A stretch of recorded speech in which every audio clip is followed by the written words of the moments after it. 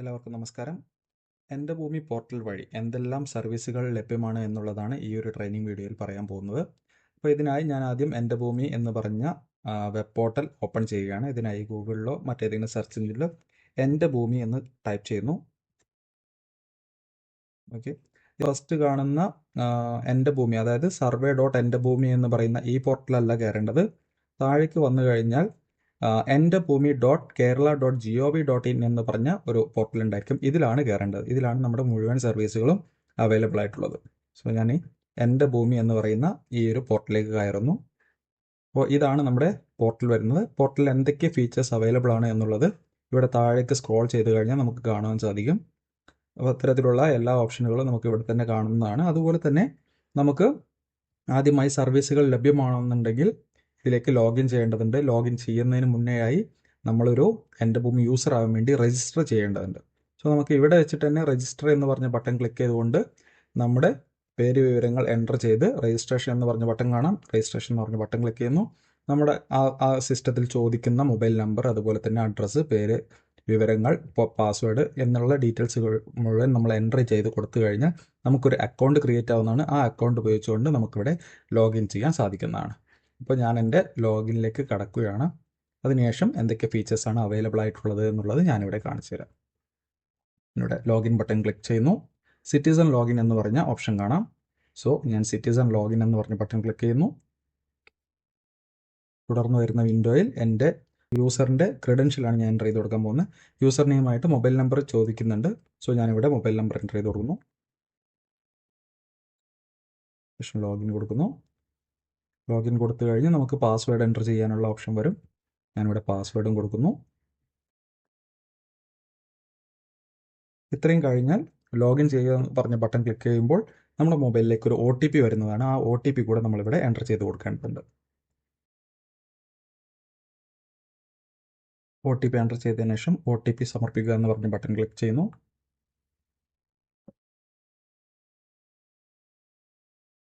ഇത്രയും കഴിഞ്ഞാൽ നമ്മുടെ എൻ്റെ ഭൂമി പോർട്ടലിലേക്ക് നമ്മൾ ലോഗിൻ ചെയ്തിട്ടുണ്ട്. ഇനി ഞാനിവിടെ പറയാൻ പോകുന്നത് എൻ്റെ ഭൂമിയിലെ സർവീസുകളാണ്. അപ്പോൾ ആദ്യം തന്നെ നമുക്കിവിടെ ഡിജിറ്റൽ സർവേ എന്ന് പറയുന്ന ഒരു സർവീസ് കാണാം. മുകളിൽ സർവേ വകുപ്പ് എന്ന് കാണിച്ചിട്ടുണ്ട്. അതായത് സർവേ വകുപ്പിൻ്റെ അണ്ടറിൽ വരുന്ന പ്രോസസ്സാണ് ഈ കാണിച്ചിരിക്കുന്നത്. ഡിജിറ്റൽ സർവേ എന്ന് പറയുന്നത് നിലവിൽ ഡിജിറ്റൽ സർവേ റൺ ആയിക്കൊണ്ടിരിക്കുന്ന വില്ലേജുകൾ, അവിടെയുള്ള നമ്മുടെ പേരിൽ വന്നിരിക്കുന്ന സ്ഥലങ്ങളും, അതുപോലെ തന്നെ അതിലെന്തെങ്കിലും കംപ്ലൈൻറ്റുകൾ രജിസ്റ്റർ ചെയ്യാനുണ്ട് എന്നുണ്ടെങ്കിൽ അതിൻ്റെ ഡീറ്റെയിൽസും കാണാൻ വേണ്ടിയുള്ള ഓപ്ഷനാണ്. ഡിജിറ്റൽ സർവേ റണ്ണിങ് വില്ലേജിൻ്റെ ഡീറ്റെയിൽസ് ആയിരിക്കും നമുക്കിവിടെ കാണാൻ പറ്റുന്നത്. ജസ്റ്റ് ഒന്ന് ക്ലിക്ക് ചെയ്ത് കഴിഞ്ഞാൽ എൻ്റെ പേരിൽ എത്ര പാഴ്സലുകൾ, ഏതൊക്കെ ഡിജിറ്റൽ സർവേ നടക്കുന്ന വില്ലേജുകളുണ്ടോ അത് ഇത്തരത്തിൽ എനിക്ക് കാണിച്ചു തരും. ഓരോന്നോരോന്നായിട്ട് ഭൂവിവരങ്ങൾ കാണുന്നതിനായി ക്ലിക്ക് ചെയ്യുക എന്ന ബട്ടൺ ക്ലിക്ക് ചെയ്തുകൊണ്ട് നമുക്ക് ഓരോ പാഴ്സലുകളായിട്ട് ചെക്ക് ചെയ്യാവുന്നതാണ്. ഇവിടെ നമുക്ക് പാഴ്സൽ സർവേ ചെയ്തിട്ടുള്ള പാഴ്സലുകളാണെന്നുണ്ടെങ്കിൽ അതിൻ്റെ സ്കെച്ച്, അതുപോലെ തന്നെ ഡീറ്റെയിൽസ് കാണിച്ചു തരുന്നതാണ്. മൊബൈൽ നമ്പർ എൻ്റർ ചെയ്തിട്ടുണ്ടായിരിക്കും. ഇവിടെ നമുക്ക് മൊബൈൽ നമ്പർ വെരിഫൈ ചെയ്തിട്ടുണ്ടെങ്കിൽ മൊബൈൽ നമ്പർ വെരിഫൈഡ് എന്ന് പറഞ്ഞിട്ടും കാണിച്ചു തരുന്നതായിരിക്കും.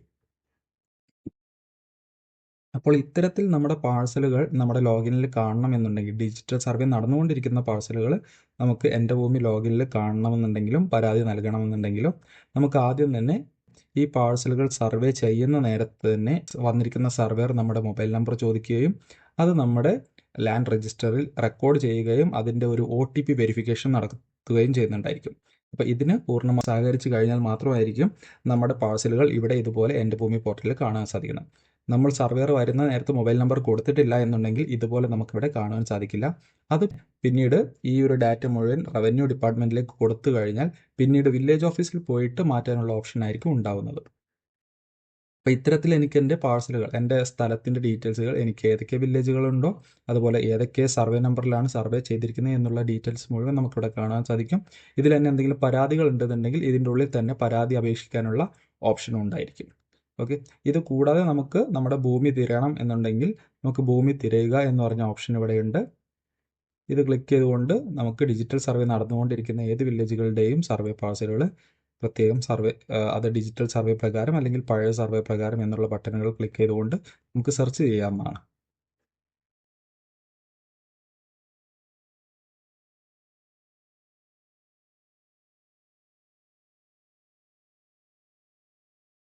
ഇതിൻ്റെ മോഡലാണ് ജസ്റ്റ് കാണിക്കുന്നത്.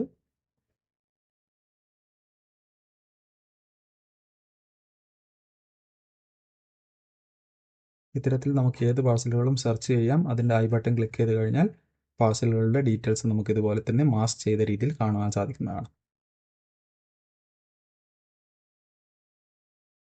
അപ്പോൾ ഇതാണ് ഡിജിറ്റൽ സർവേ എന്ന് പറഞ്ഞ ഫീച്ചർ. തിരിച്ച് എൻ്റെ ഭൂമി സേവനങ്ങളിലേക്ക് പോവുകയാണ്. ഇപ്പോൾ ഡിജിറ്റൽ സർവേ എന്ന് പറയുന്നത് നമുക്ക് മനസ്സിലായി കാണും. നിലവിലുള്ള ഡിജിറ്റൽ സർവേ നടന്നുകൊണ്ടിരിക്കുന്ന സ്ഥലത്തെ എൻ്റെ ഡീറ്റെയിൽസ് എനിക്ക് കാണുന്നതിനും അതുമായി ബന്ധപ്പെട്ട ഡിജിറ്റൽ സർവേയിലേക്ക് കംപ്ലൈൻറ്റുകൾ കൊടുക്കുന്നതിനും ആവശ്യമായിട്ടുള്ള ഓപ്ഷനാണ് ഡിജിറ്റൽ സർവേ എന്ന് പറഞ്ഞ് സർവേ വകുപ്പിൻ്റെ അണ്ടറിൽ കാണിച്ചു തരുന്നത്. അടുത്തതാണ് എൻ്റെ ഭൂമി എന്ന് പറയുന്നത് റവന്യൂ വകുപ്പിൻ്റെ അണ്ടറിലാണ് കാണിച്ചു തരുന്നത്. ഡിജിറ്റൽ സർവേ കഴിഞ്ഞതിന് ശേഷം ഒരു പാഴ്സൽ അല്ല എന്നുണ്ടെങ്കിൽ ഡിജിറ്റൽ സർവേ കഴിഞ്ഞതിന് ശേഷം ആ ഒരു വില്ലേജിനെ മുഴുവനായിട്ട് റവന്യൂ ഭരണത്തിന് കൈമാറുന്നതാണ്. ഇത്തരത്തിൽ റവന്യൂ ഭരണത്തിലേക്ക് കൈമാറിയിരിക്കുന്ന എൻ്റെ ഭൂമികൾ എവിടേക്കാണെന്നുള്ളതാണ് ഇവിടെ കാണിച്ചു തരുന്നത്. അതായത് 13 പബ്ലിക്കേഷൻ എന്ന് പറയും. 13 പബ്ലിക്കേഷൻ കഴിഞ്ഞതിന് ശേഷമുള്ള പാഴ്സലുകളായിരിക്കും, അതായത് ലാൻഡുകളായിരിക്കും എനിക്കിവിടെ കാണിച്ചു തരുന്നത്. അപ്പോൾ എനിക്ക് ഇതിൻ്റെ ഉള്ളിൽ ക്ലിക്ക് ചെയ്ത് കഴിഞ്ഞാൽ 13 പബ്ലിഷ് ചെയ്തതിന് ശേഷം എൻ്റെ ഫൈനൽ റെക്കോർഡ് എന്ന് പറയുന്നത്, ഇതിലുള്ള റെക്കോർഡുകൾ എന്ന് പറയുന്നത് ഡ്രാഫ്റ്റ് റെക്കോർഡുകളാണ്. അത് ഫൈനലൈസ് ചെയ്തിട്ടുണ്ടാവില്ല. ഇവിടെ വരുമ്പോൾ അത് ഫൈനലൈസ് ചെയ്തിരിക്കുന്ന റെക്കോർഡുകളാണ്. അപ്പോൾ അത്തരത്തിലുള്ള റെക്കോർഡുകൾ ഏതൊക്കെയുണ്ട് എന്നുള്ളത് കാണാൻ വേണ്ടിയാണ് റവന്യൂ വകുപ്പിൻ്റെ അണ്ടറിൽ വരുന്ന എൻ്റെ ഭൂമി എന്ന് പറഞ്ഞ ഓപ്ഷൻ ക്ലിക്ക് ചെയ്യുന്നു. അപ്പോൾ ഞാനിത് ക്ലിക്ക് ചെയ്ത് കഴിഞ്ഞാൽ എനിക്ക് എൻ്റെ പേരിലുള്ള എൻ്റെ തണ്ടപ്പേര് ഏതാണെന്നുള്ളത് കാണിച്ചു തരും. ആ തണ്ടപ്പേരിലുള്ള സർവേ നമ്പറുകൾ, എൻ്റെ പേരിലേക്ക് വന്നിരിക്കുന്ന സർവേ നമ്പറുകൾ കാണിച്ചു തരും. അതിൻ്റെ ഡീറ്റെയിൽസ് നമുക്ക് ഇവിടെ ഉണ്ടായിരിക്കും. ആ ഡീറ്റെയിൽസ് നമുക്ക് ഐ ബട്ടൺ ക്ലിക്ക് ചെയ്തുകൊണ്ട് നോക്കാവുന്നതാണ്.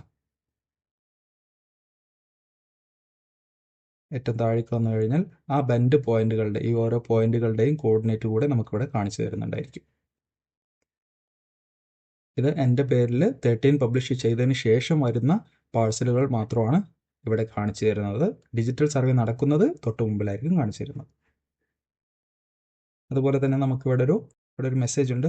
മറ്റു വസ്തു വിവരങ്ങൾ ചേർക്കുന്നതിനായി നിങ്ങളുടെ ആധാർ KYC ചെയ്യാവുന്നതാണ്. വില്ലേജ് ഓഫീസർ അപ്രൂവ് ചെയ്ത ശേഷം വസ്തു വിവരങ്ങൾ ഇവിടെ കാണുവാൻ സാധിക്കുന്നു. അപ്പോൾ അതിനുവേണ്ടി നമുക്ക് നമ്മുടെ KYC കൂടെ ചെയ്യേണ്ടതുണ്ട്. ജസ്റ്റ് മുകളിലേക്ക് പോയി കഴിഞ്ഞാൽ ഇവിടെ ആധാർ ലിങ്ക് ചെയ്യുക എന്ന് പറഞ്ഞ ബട്ടൺ ഉണ്ടായിരിക്കും. ഇവിടെ ക്ലിക്ക് ചെയ്തുകൊണ്ട് നമുക്ക് നമ്മുടെ ആധാർ കാർഡ് കൂടെ എൻ്റെ ഭൂമി പോർട്ടലിലേക്ക് ലിങ്ക് ചെയ്യാവുന്നതാണ്.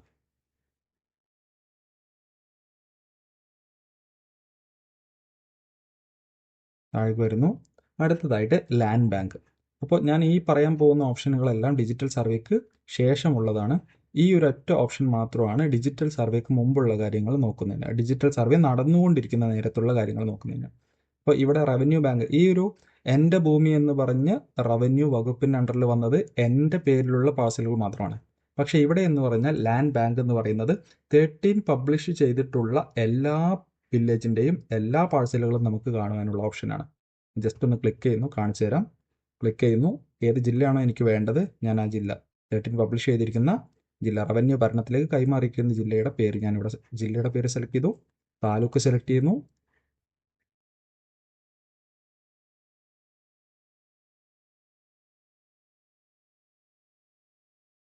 താലൂക്ക് സെലക്ട് ചെയ്തു.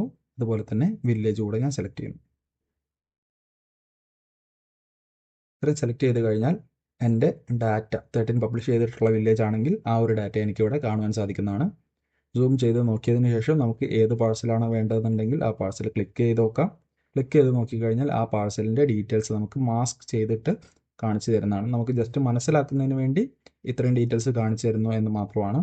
ഇനി നമ്മൾ മൊബൈൽ ഫോണിലാണ് യൂസ് ചെയ്യുന്നതെന്നുണ്ടെങ്കിൽ നമ്മൾ നിൽക്കുന്ന ലൊക്കേഷൻ ഏതാണെന്നുള്ളത് ഐഡൻറ്റിഫൈ ചെയ്യാൻ വേണ്ടി ഈ ഒരു ബട്ടൺ ക്ലിക്ക് ചെയ്ത് കഴിഞ്ഞാൽ നമ്മൾ എവിടെയാണോ നിൽക്കുന്നത്, ഏത് പാഴ്സലിന് മുകളിലാണോ അല്ലെങ്കിൽ ഏത് പാഴ്സലിന് അരികെയാണോ നിൽക്കുന്നത് അവിടെ നമുക്ക് ലൊക്കേഷൻ കാണിച്ചു തരുന്നതാണ്. നമുക്ക് ഏതെങ്കിലും ഒരു പാഴ്സൽ ഐഡൻറ്റിഫൈ ചെയ്യാൻ വേണ്ടിയുള്ള ഒരു ഓപ്ഷനാണ് ഈ കാണിച്ചു തന്നിരിക്കുന്ന ലാൻഡ് ബാങ്ക് എന്ന് പറഞ്ഞ ഓപ്ഷൻ. ഇനി അടുത്തതായി റവന്യൂ ഭരണത്തിലേക്ക് കൈമാറിയിരിക്കുന്ന റെക്കോർഡുകളിൽ എന്തെങ്കിലും പരാതികളുണ്ട് എന്നുണ്ടെങ്കിൽ അത്തരത്തിലുള്ള പരാതികൾ റിപ്പോർട്ട് ചെയ്യാനുള്ള ഓപ്ഷനാണ്. അതിനിവിടെ LRM പരാതികൾ എന്ന് പറഞ്ഞ ബട്ടൺ നമുക്ക് കാണാം. LRM പരാതികൾ ക്ലിക്ക് ചെയ്യുന്നു. ക്ലിക്ക് ചെയ്ത് കഴിഞ്ഞാൽ തുടർന്ന് വരുന്ന വിൻഡോയിൽ പുതിയ പരാതി നൽകുക എന്ന് പറഞ്ഞ ബട്ടൺ കാണുന്നതാണ്. താഴേക്ക് വരുന്ന ഭാഗങ്ങളിൽ നമ്മൾ ആദ്യമായിട്ടാണ് കംപ്ലൈൻറ്റ് കൊടുക്കുന്നതെന്നുണ്ടെങ്കിൽ ഒന്നും ഉണ്ടായിരിക്കില്ല ഇവിടെ. പക്ഷേ ഇവിടെ ഞാൻ ഓൾറെഡി കുറച്ച് കംപ്ലൈൻറ്റുകൾ കൊടുത്തത് കൊണ്ടാണ് ഇങ്ങനെയുള്ള നേരത്തെ കൊടുത്തിരിക്കുന്ന കംപ്ലൈൻറ്റിൻ്റെ ഡീറ്റെയിൽസ് കാണുന്നത്. ആദ്യമായി ചെയ്യുകയാണെങ്കിൽ പുതിയ പരാതി നൽകുക എന്ന് പറഞ്ഞ ബട്ടൺ ഞാൻ ക്ലിക്ക് ചെയ്യുന്നു. അതിനുശേഷം ഏത് തരം പരാതിയാണ് കൊടുക്കേണ്ടത് എന്നുള്ളത് ഇവിടെ ഡ്രോപ്പ് ഡൗണിൽ നിന്നും സെലക്ട് ചെയ്യുന്നു. സബ് ഡിവിഷൻ ഉണ്ട്, ഏരിയ ഓൾട്ടറേഷൻ ഉണ്ട്, നെയിം ചേഞ്ച് ഉണ്ട്, ലാൻഡ് ടൈപ്പ് ചേഞ്ച് ഉണ്ട്, ബൗണ്ടറി ഫിക്സിംഗ് ഉണ്ട്. ഇത്തരത്തിൽ ഏത് ടൈപ്പാണോ എൻ്റെ കംപ്ലയിൻ്റ് എന്നുള്ളത് ഞാനിവിടെ സെലക്ട് ചെയ്യുന്നു. സെലക്ട് ചെയ്തതിനു ശേഷം ഏത് ജില്ല, താലൂക്ക്, വില്ലേജ് എന്ന് പറഞ്ഞത് നമ്മളിവിടെ സെലക്ട് ചെയ്യേണ്ടതുണ്ട്. അതിനായി ഞാൻ എൻ്റെ ജില്ല, താലൂക്ക്, വില്ലേജ് എന്നിവ സെലക്ട് ചെയ്യുന്നു. സെലക്ട് ചെയ്തതിന് ശേഷം താഴെ നമുക്ക് തിരഞ്ഞെടുക്കുക എന്ന് പറഞ്ഞ ബട്ടണിൽ ഒരുപാട് രീതിയിൽ നമുക്ക് പാഴ്സലുകളെ തിരഞ്ഞെടുക്കാനുള്ള ഓപ്ഷൻ ഉണ്ട്. പഴയ സർവേ വിവരങ്ങൾ നൽകി തിരയുക എന്ന് പറഞ്ഞ ഓപ്ഷൻ ഉണ്ട്. ഡിജിറ്റൽ സർവേ കഴിഞ്ഞ വസ്തുക്കൾ തിരയുക എന്ന് പറഞ്ഞ ഓപ്ഷൻ ഉണ്ട്. എൻ്റെ വസ്തുക്കൾ വെച്ച് എടുക്കാം, മാപ്പ് ഉപയോഗിച്ച് തിരയുക എന്ന് പറഞ്ഞ ഓപ്ഷൻ ഉണ്ട്. എനിക്ക് വേണമെങ്കിൽ എൻ്റെ വസ്തുക്കൾ എന്ന് പറഞ്ഞ ഓപ്ഷൻ ക്ലിക്ക് ചെയ്ത് കഴിഞ്ഞാൽ എൻ്റെ പേരിൽ ആ ഒരു എൻ്റെ ഭൂമി എന്ന് പറഞ്ഞ ആദ്യം ഞാൻ കാണിച്ചു തന്ന ഭാഗത്ത് വന്നിരിക്കുന്ന പാഴ്സലുകൾ മുഴുവൻ ഇവിടെ ലിസ്റ്റ് ചെയ്ത് കാണിച്ചു തരും. എനിക്ക് എല്ലാവരും ഉള്ള പാഴ്സൽ സെലക്ട് ചെയ്യാം, അതുമായിട്ട് മുന്നോട്ട് പോകാം. അല്ല എന്നുണ്ടെങ്കിൽ നമുക്ക് ഇവിടെ മാപ്പ് ഉപയോഗിച്ച് തരിക എന്ന് പറഞ്ഞ ബട്ടൺ ഉണ്ട്. ഇത് ക്ലിക്ക് ചെയ്ത് കഴിഞ്ഞാൽ നമ്മുടെ വില്ലേജിൻ്റെ മാപ്പ് കാണിച്ചു തരും. ആ മാപ്പിൽ നമുക്ക് ഏത് പാഴ്സലിന് അഗെയിൻസ്റ്റ് ആയിട്ടാണോ നമുക്ക് ഒരു സബ് ഡിവിഷൻ കംപ്ലയിൻറ്റ് കൊടുക്കാനുള്ളത്, ആ കംപ്ലയിൻറ്റ് സെലക്ട് ചെയ്തതിന് ആ ഒരു പാഴ്സൽ സെലക്ട് ചെയ്തതിന് ശേഷം താഴേക്ക് വന്നു കഴിഞ്ഞാൽ നമുക്കിവിടെ പാഴ്സൽ സെലക്ട് ചെയ്യുക എന്ന് പറഞ്ഞ ഓപ്ഷനുണ്ട്. ഇത് ക്ലിക്ക് ചെയ്തുകൊണ്ട് നമുക്ക് പാഴ്സൽ സെലക്ട് ചെയ്യാവുന്നതാണ്. ഇതിനുശേഷം പരാതിയുമായി മുന്നോട്ട് പോകുക എന്ന് പറഞ്ഞ ഓപ്ഷൻ ക്ലിക്ക് ചെയ്തുകൊണ്ട് പോകാവുന്നതാണ്. ഞാനിവിടെ എൻ്റെ പേരിലുള്ള പാഴ്സലുകൾ ഏതെങ്കിലും ഒന്നാണ് സെലക്ട് ചെയ്യാൻ ഉദ്ദേശിക്കുന്നത്.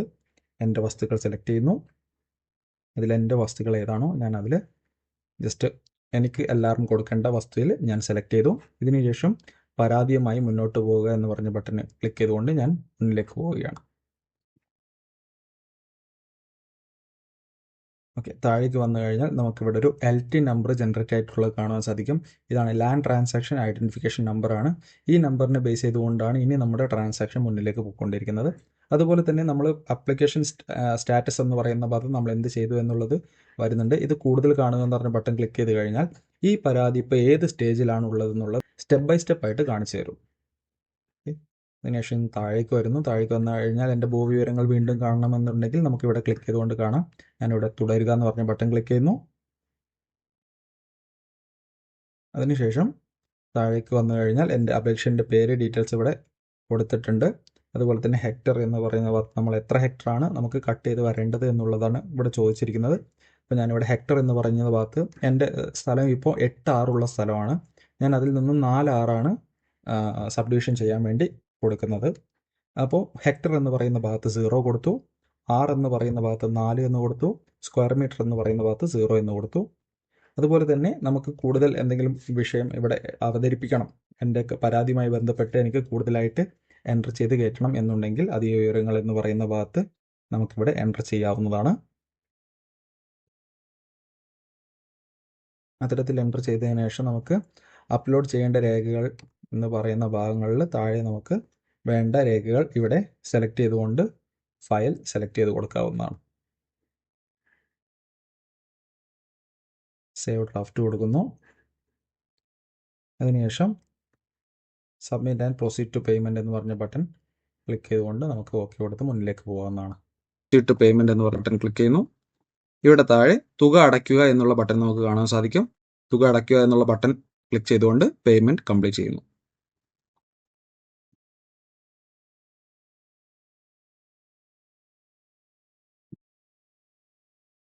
പേയ്മെൻറ്റ് കഴിഞ്ഞാൽ പേയ്മെൻറ്റിൻ്റെ റെസിപ്റ്റ് നമുക്ക് കാണാൻ സാധിക്കും.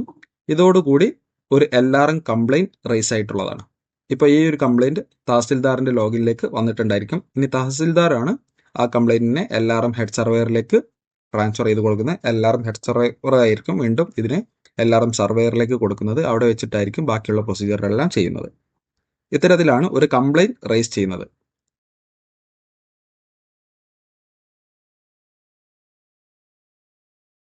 ഇനി എൻ്റെ ഭൂമിയിലെ അടുത്ത സർവീസാണ് നികുതി അടയ്ക്കുക. ഇവിടെ നമുക്ക് റവന്യൂ വകുപ്പിൻ്റെ അണ്ടറിലാണെന്നുള്ളത് കാണിച്ചു തരുന്നുണ്ട്. അതുപോലെ തന്നെ നികുതി അടയ്ക്കുക എന്ന് പറഞ്ഞ ബട്ടൺ ക്ലിക്ക് ചെയ്യുന്നു. എൻ്റെ പേരിൽ വന്നിരിക്കുന്ന പാഴ്സലുകൾ മുഴുവൻ നമുക്ക് നികുതി അടയ്ക്കാനുള്ള ഓപ്ഷൻ ഉണ്ട്. ഇപ്പോൾ എൻ്റെ പേരിലുള്ള പാഴ്സലുകൾ, കുറച്ച് പാഴ്സൽ മീൻസ് എൻ്റെ സ്ഥലങ്ങൾ ഇവിടെ കാണിച്ചു തരുന്നുണ്ട്. അപ്പോൾ അതിലെനിക്ക് നികുതി അടയ്ക്കുക എന്ന് പറഞ്ഞ ബട്ടൺ ഇവിടെ തന്നെ കാണിച്ചു തരും. ജസ്റ്റ് ആ സ്ഥലത്തിന് അഗേൻസ്റ്റ് ആയിട്ട് ഞാനിവിടെ നികുതി അടയ്ക്കാൻ പോവുകയാണ്. ഈ ഒരു തണ്ടപ്പേരിന് അഗേൻസ്റ്റ് ആയിട്ടാണ് നികുതി അടയ്ക്കുന്നത്. നികുതി അടയ്ക്കുക എന്ന് പറഞ്ഞ ബട്ടൺ ക്ലിക്ക് ചെയ്തു.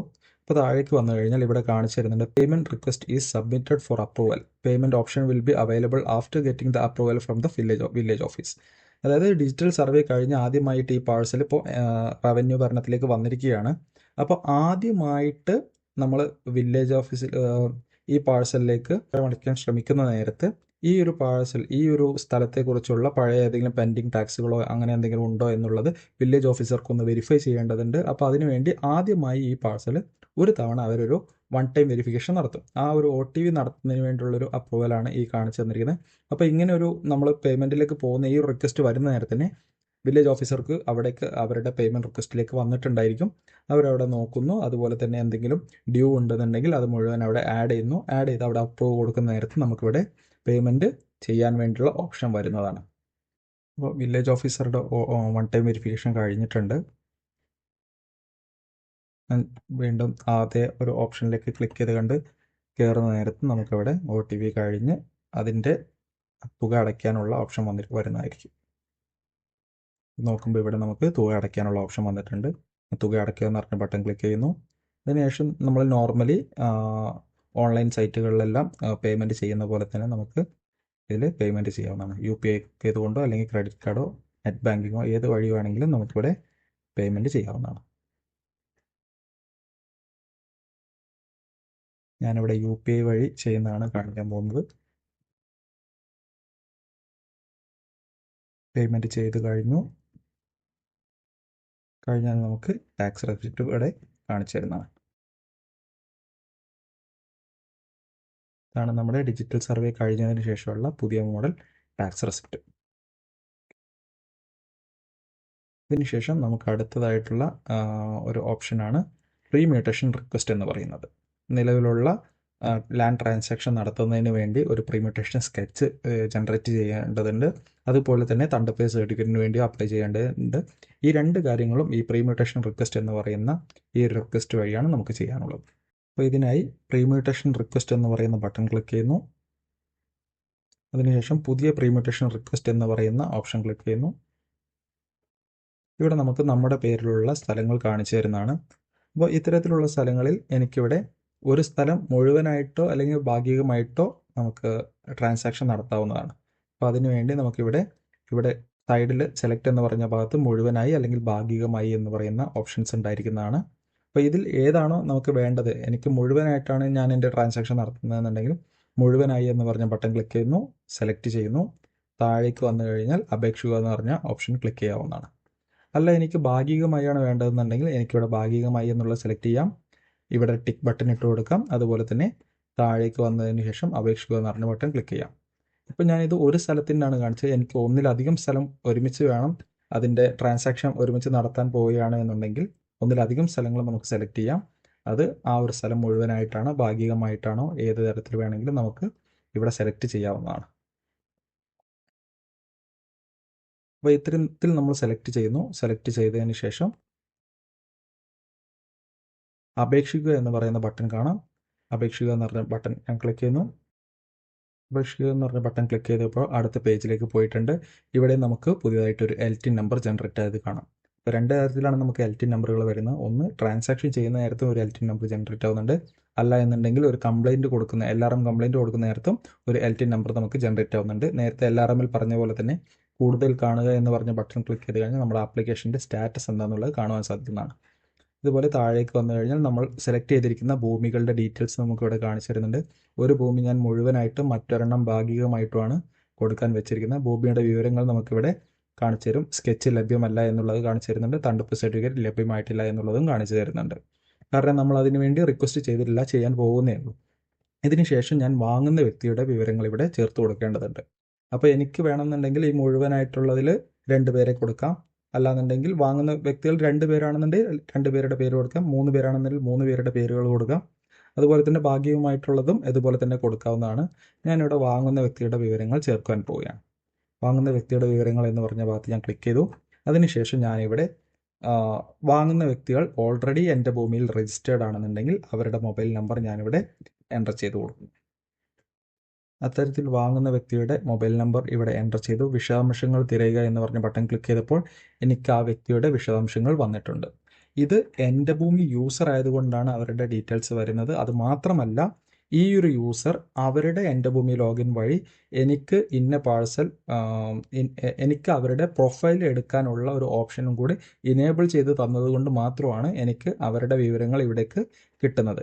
ഇത്തരത്തിൽ എനിക്ക് ഒരു എൻ്റെ ഭൂമി യൂസർ അല്ല, അല്ലെങ്കിൽ അവരെനിക്ക് പ്രൊഫൈൽ ഷെയർ ചെയ്തിട്ടില്ല എന്നുണ്ടെങ്കിൽ ആ ഒരു രീതിയിൽ വരികയാണെങ്കിൽ നമ്മളിവിടെ മുഴുവൻ ഡീറ്റെയിൽസ് എൻ്റർ ചെയ്ത് കൊടുക്കേണ്ടി വരും. ഞാൻ അതും കാണിച്ചു തരാം. ഇപ്പോൾ ഈ ഒരു യൂസറിന് അവരുടെ വിശദാംശങ്ങളില്ല, എൻ്റെ ഭൂമിയിൽ ഇല്ല എന്നുണ്ടെങ്കിൽ ഞാൻ വിശദാംശങ്ങൾ തിരയുക എന്ന് പറയുന്ന ഭാഗത്ത് മൊബൈൽ നമ്പർ രജിസ്റ്റർ ചെയ്തിട്ടില്ല, വിവരങ്ങൾ ചേർക്കുക എന്ന് പറഞ്ഞ ബട്ടൺ കാണും. ഞാനിത് ക്ലിക്ക് ചെയ്യുമ്പോൾ വാങ്ങുന്ന വ്യക്തിയുടെ വിവരങ്ങൾ ഇത്രയും ഭാഗം നമ്മൾ എന്ത് ചെയ്യണം, ആദ്യമായിട്ട് ഫിൽ ചെയ്ത് കൊടുക്കേണ്ടി വരും.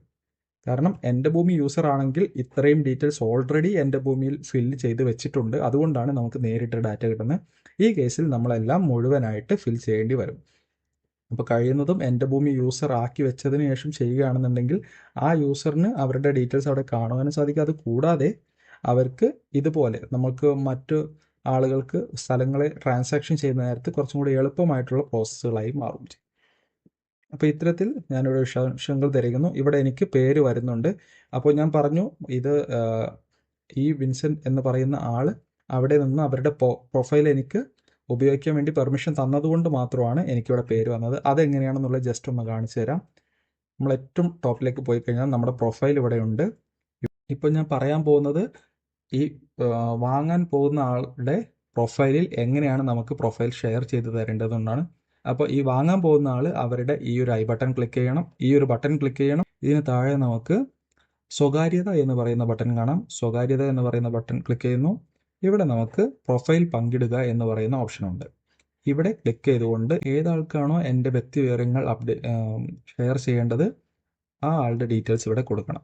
അപ്പോൾ നേരത്തെ ഫസി എന്ന് പറയുന്ന യൂസറാണ് ഇന്ന സ്ഥലം വിൽക്കാൻ പോകുന്നത്.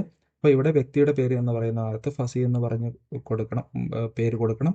അതുപോലെ തന്നെ മൊബൈൽ നമ്പർ എന്ന് പറയുന്ന ഭാഗത്ത് ആ ഫസി എന്ന് പറയുന്ന യൂസർ ഏത് മൊബൈൽ നമ്പറാണോ കൊടുത്തിരിക്കുന്നത് ആ മൊബൈൽ നമ്പർ എൻ്റെ ഭൂമിയിൽ രജിസ്റ്റർ ചെയ്തിരിക്കുന്നത് ആ മൊബൈൽ നമ്പർ വേണം ഇവിടെ കൊടുക്കേണ്ടത്. അതിനുശേഷം അനുവാദം നൽകുക എന്ന് പറഞ്ഞ ബട്ടൺ ക്ലിക്ക് ചെയ്യണം. ഇത്തരത്തിൽ ഞാൻ ഓൾറെഡി 2 പേർക്ക് അനുവാദം കൊടുത്തിട്ടുണ്ട്. ആ 2 പേരുടെ ഡീറ്റെയിൽസ് ആണ് എനിക്കിവിടെ കാണിച്ചു തരുന്നത്. നമ്മൾ എത്ര പേർക്ക് അനുവാദം കൊടുത്തിട്ടുണ്ടോ അത് മുഴുവൻ ഇവിടെ കാണിച്ചു തരും. നമുക്കത് ഒഴിവാക്കണമെന്നുണ്ടെങ്കിൽ പിൻവലിക്കുക എന്ന് പറഞ്ഞ ബട്ടൺ ക്ലിക്ക് ചെയ്തുകൊണ്ട് അനുവാദം ഒഴിവാക്കാവുന്നതാണ്. ഞാൻ തിരിച്ചെൻ്റെ വാങ്ങുന്ന വ്യക്തികളുടെ വിവരങ്ങൾ ചേർക്കുക എന്ന് പറഞ്ഞ ഭാഗത്തേക്ക് വരുന്നു. ഇവിടെ ഞാൻ വാങ്ങുന്ന വ്യക്തിയുടെ വിവരങ്ങൾ ചേർക്കുകയാണ്. മൊബൈൽ നമ്പർ എൻ്റർ ചെയ്തു, വിശദാംശങ്ങൾ തിരഞ്ഞു. ഈ വ്യക്തി എനിക്ക് പ്രൊഫൈൽ ഷെയർ ചെയ്തതുകൊണ്ട് അവരുടെ ഡീറ്റെയിൽസ് എനിക്ക് ഇവിടെ വന്നു. ഞാൻ വാങ്ങുന്ന ആളെ ചേർക്കുക എന്ന് പറഞ്ഞ ബട്ടൺ ക്ലിക്ക് ചെയ്യുന്നു. ഇതുപോലെ തന്നെ എനിക്ക് ഒരു കക്ഷിയും കൂടി ആഡ് ചെയ്യേണ്ടതുണ്ട്. സോ എനിക്ക് അടുത്ത പാഴ്സൽ വാങ്ങുന്നതിന് വേണ്ടി മറ്റൊരാളും കൂടി ആഡ് ചെയ്യണം. അപ്പോൾ അതിനുവേണ്ടി ഞാൻ മറ്റൊരാളുടെ ഡീറ്റെയിൽസും കൂടെ ഇവിടെ എൻ്റർ ചെയ്ത് കൊടുക്കും. വിശദാംശങ്ങൾ തിരയുന്നു. അതുപോലെ തന്നെ ആളുടെ പേര് വന്നിട്ടുണ്ട്. വാങ്ങുന്നയാളെ ചേർക്കുക എന്ന് പറഞ്ഞ ബട്ടൺ ക്ലിക്ക് ചെയ്തുകൊണ്ട് ഞാൻ വാങ്ങുന്ന ആളുടെ ഡീറ്റെയിൽസും ഇവിടെ ആഡ് ചെയ്ത് കൊണ്ടുവന്നിട്ടുണ്ട്. ഇതിനുശേഷം ഇനി ഒരു പുതിയ ഷെഡ്യൂൾ ക്രിയേറ്റ് ചെയ്യുക എന്ന് പറയുന്ന ബട്ടൺ കാണാം. അവിടെ ഞാൻ പുതിയ ഷെഡ്യൂൾ എന്ന് പറഞ്ഞ ബട്ടൺ ക്ലിക്ക് ചെയ്യുന്നു. ഇതിനുശേഷം ഏത് പാഴ്സൽ ആർക്കൊക്കെയാണ് കൊടുക്കേണ്ടത് എന്നുള്ളതാണ് ഞാൻ ഇവിടെ കൊടുക്കാൻ പോകുന്നത്, എൻ്റർ ചെയ്യാൻ പോകുന്നത്. ഫസ്റ്റ് ഞാൻ ആദ്യത്തെ പാഴ്സൽ എടുത്തു. ആദ്യത്തെ പാഴ്സൽ ഇത് ഹോൾ ട്രാൻസാക്ഷൻ ആയിട്ടുള്ള പാഴ്സലാണ്. ആ പാഴ്സലിന് ഞാൻ ആർക്കാണോ കൊടുക്കേണ്ടത് എന്നുള്ളത് ഞാനിവിടെ സെലക്ട് ചെയ്ത് കൊടുക്കുന്നു. അതിനുശേഷം ഷെഡ്യൂൾ ഞാനിപ്പോൾ ആദ്യത്തെ ഹോൾ ട്രാൻസാക്ഷൻ എന്ന് പറയുന്നത് വിൻസെൻ്റ് എന്ന് പറഞ്ഞ ആൾക്ക് മാത്രമായിട്ട് കൊടുക്കുന്നു. ഷെഡ്യൂൾ തയ്യാറാക്കുക എന്ന് പറഞ്ഞ ബട്ടൺ ക്ലിക്ക് ചെയ്തു. ഇനി അടുത്ത പാഴ്സൽ ആർക്ക് കൊടുക്കണം, അടുത്ത സ്ഥലം ആർക്കാണ് വിൽക്കാൻ പോകുന്നത് എന്നുള്ളത് വീണ്ടും ഞാൻ ഷെഡ്യൂൾ എന്ന് പറഞ്ഞ ബട്ടൺ ക്ലിക്ക് ചെയ്യുന്നു. അടുത്ത സ്ഥലം ഞാൻ സെലക്ട് ചെയ്യുന്നു. ഇത് സെലക്ട് ചെയ്തപ്പോൾ എനിക്കിവിടെ ഓൾറെഡി ഉള്ള ഏരിയ കാണിച്ചു തരുന്നുണ്ട്. ഇതിൽ എത്ര ഏരിയയാണ് ഞാനിവിടെ ട്രാൻസാക്ഷൻ നടത്താൻ പോകുന്നത് എന്നുള്ളത് ഇവിടെ എൻ്റർ ചെയ്ത് കൊടുക്കുന്നു. ഇപ്പോൾ എൻ്റെ അവൈലബിൾ ഏരിയ എന്ന് പറയുന്നത് 938 സ്ക്വയർ മീറ്റർ ആണ്. സോ ഞാൻ അതിൽ 500 സ്ക്വയർ മീറ്റർ ആണ് വിൽക്കാൻ പോകുന്നത്. അപ്പോൾ 500 സ്ക്വയർ മീറ്റർ കൊടുത്തു. ഈ 500 സ്ക്വയർ മീറ്റർ ഞാൻ 2 പേർക്കായിട്ടാണ് വിൽക്കുന്നത്. അതായത് 2 പേരുടെയും ഉടമസ്ഥതയിൽ വരാൻ വേണ്ടിയാണ്. സോ ഞാൻ 2 പേരെയും ഇവിടെ എനിക്ക് സെലക്ട് ചെയ്യാം. ഇതിനൊക്കെയുള്ള ഓപ്ഷനുകൾ ഉണ്ടെന്നുള്ളത് കാണിച്ചു തരികയാണ്. സെലക്ട് ചെയ്തു. അതിനുശേഷം ഷെഡ്യൂൾ തയ്യാറാക്കുക എന്ന് പറഞ്ഞ ബട്ടൺ ക്ലിക്ക് ചെയ്യുന്നു. ഇത്തരത്തിൽ ക്ലിക്ക് ചെയ്തതിനു ശേഷം നമുക്ക് തണ്ടപ്പേ സർട്ടിഫിക്കറ്റ് വിവരങ്ങൾ ചേർത്തുള്ള ഡിജിറ്റൽ പ്രീമ്യൂട്ടേഷൻ സ്കെച്ചിനായി അപേക്ഷിക്കുക എന്ന് പറഞ്ഞ ബട്ടൺ കാണാം. ഞാൻ ഇതിൽ ക്ലിക്ക് ചെയ്യുന്നു. തുടരുക എന്ന് പറയുന്ന ബട്ടൺ ക്ലിക്ക് ചെയ്യുന്നു.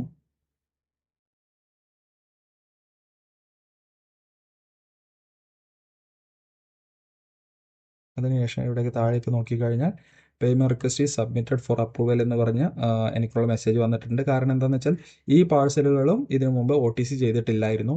ഒരു തവണ OTC ചെയ്താണെന്നുണ്ടെങ്കിൽ പിന്നെ ഈ മെസ്സേജ് ആയിരിക്കില്ല വരുന്നത്, നേരിട്ട് നമുക്ക് പേയ്മെൻറ്റ് ചെയ്യാനുള്ള മെസ്സേജ് ആയിരിക്കും വരുന്നത്. അപ്പം ഞാൻ ഇതിൻ്റെ കൂടെ പേയ്മെൻറ്റ് ഒന്ന് അപ്രൂവൽ ചെയ്യുകയാണ്. ഇപ്പോൾ എനിക്ക് തുക അടയ്ക്കുക എന്ന് പറഞ്ഞ ഓപ്ഷൻ വന്നിട്ടുണ്ട്. ഞാൻ തുക അടയ്ക്കുക എന്ന് പറഞ്ഞ ഓപ്ഷൻ ക്ലിക്ക് ചെയ്യുന്നു. അതിനുശേഷം നമ്മൾ നോർമലി എങ്ങനെയാണോ ടാക്സ് ഒക്കെ പേ ചെയ്ത നേരത്ത് പേയ്മെൻറ്റ് ചെയ്തത് അതുപോലെ തന്നെ നമുക്കിവിടെ പേയ്മെൻറ്റ് ചെയ്യാവുന്നതാണ്.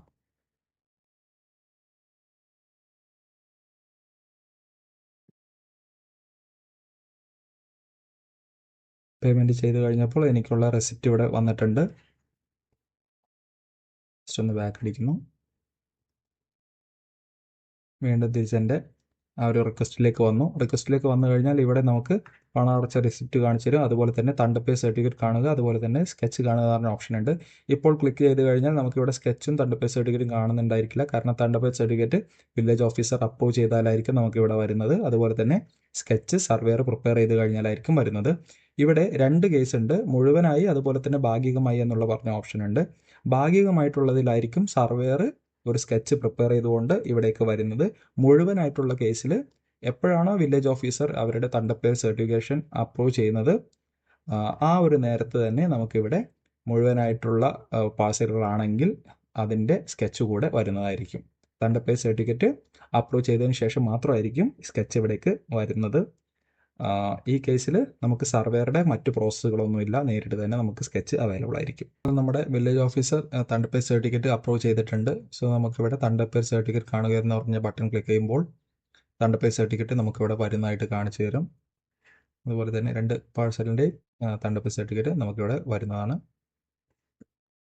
അതുപോലെ സർവേയർ ഈ ഒരു ഇതിൻ്റെ പ്രീമെഡിറ്റേഷൻ സ്കെച്ചും കൂടെ ജനറേറ്റ് ചെയ്ത് കഴിഞ്ഞാൽ നമുക്ക് സ്കെച്ച് കാണുക എന്ന് പറഞ്ഞ ബട്ടൺ ക്ലിക്ക് ചെയ്യുമ്പോൾ ഇവിടെ തണ്ടപ്പേർ സർട്ടിഫിക്കറ്റോട് കൂടിയുള്ള ഒരു പ്രീമെഡിറ്റേഷൻ സ്കെച്ച് നമുക്ക് കാണിച്ചു തരുന്നതാണ്. അപ്പം ഇത്രയാണ് നമുക്ക് പ്രീമെഡിറ്റേഷൻ സ്കെച്ചുമായിട്ട് ബന്ധപ്പെട്ടിട്ട് പറയാനുള്ളത്. ഞാൻ മറ്റൊരു ട്രാൻസാക്ഷനും കൂടെ മുഴുവനായിട്ടൊന്ന് ജസ്റ്റ് കാണിച്ചു തരികയാണ് സ്പീഡായിട്ട്.